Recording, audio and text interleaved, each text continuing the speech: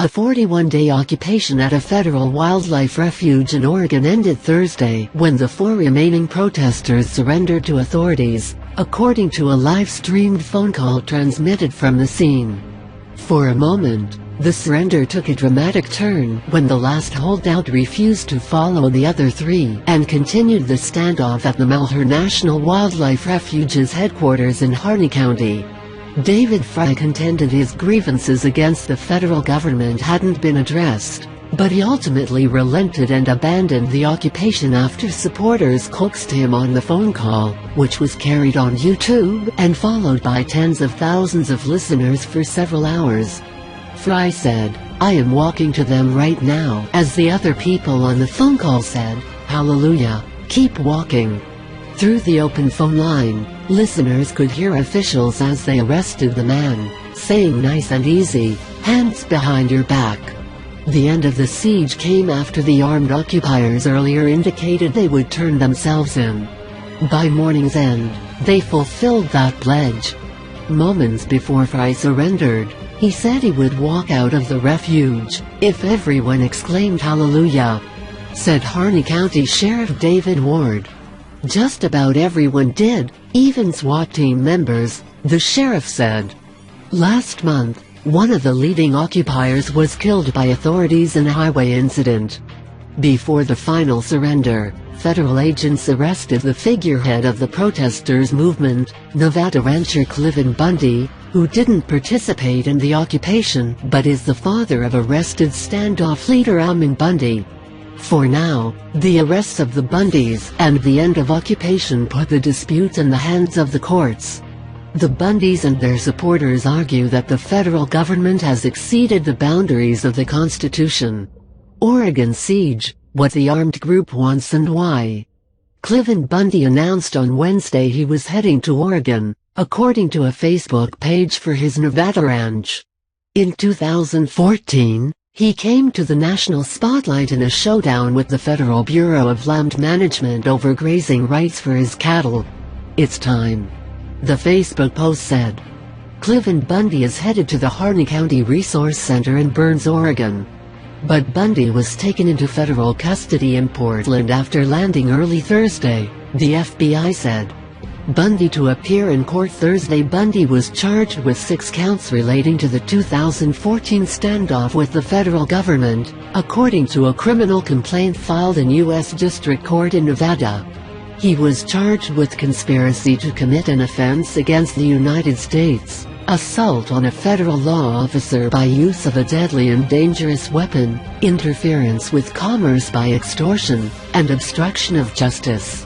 He was also charged with 2 counts of use and carry of a firearm in relation to a crime of violence, the complaint said.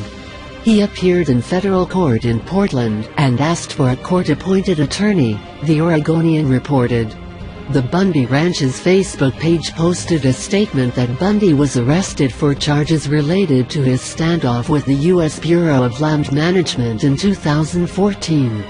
The post continued, "The charges include a conspiracy charge to interfere with a federal officer and a weapons charge." Bundy's son, Ammon, was arrested last month.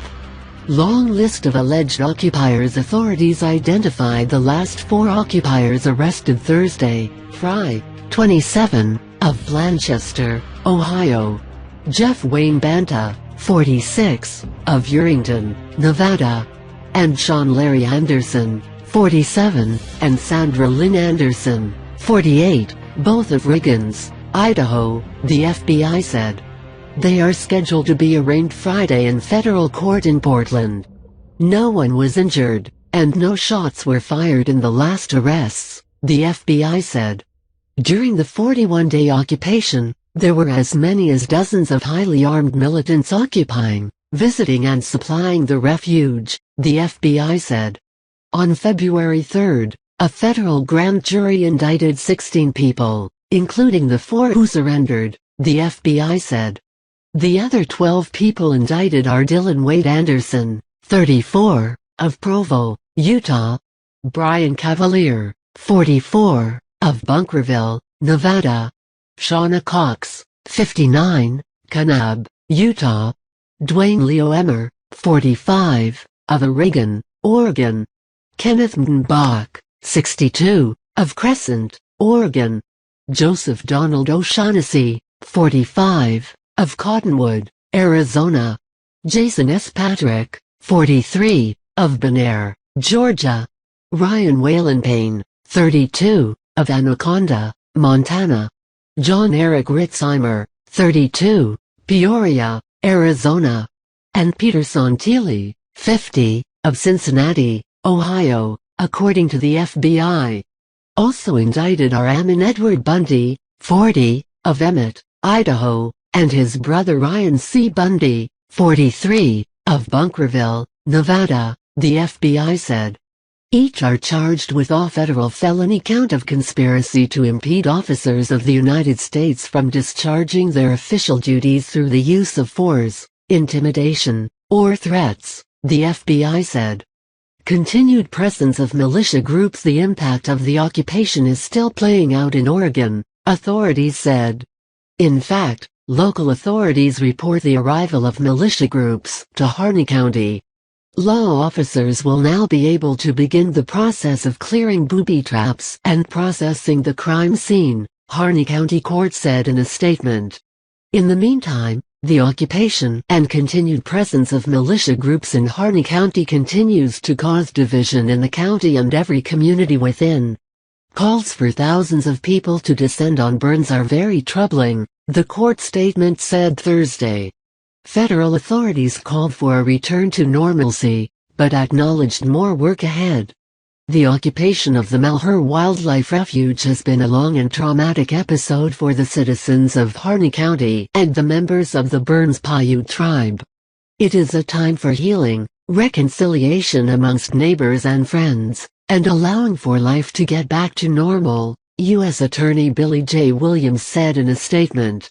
Much work is left to assess the crime scene and damage to the refuge and tribal artifacts.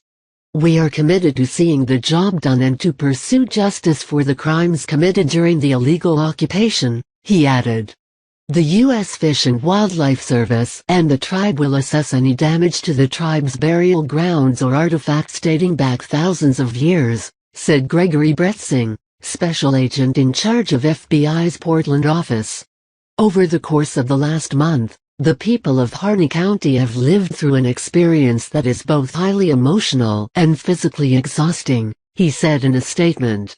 We have seen some residents leave their homes, fearing violence against their families. We have seen the confusion, concern and trouble that the occupiers' actions have caused for this community.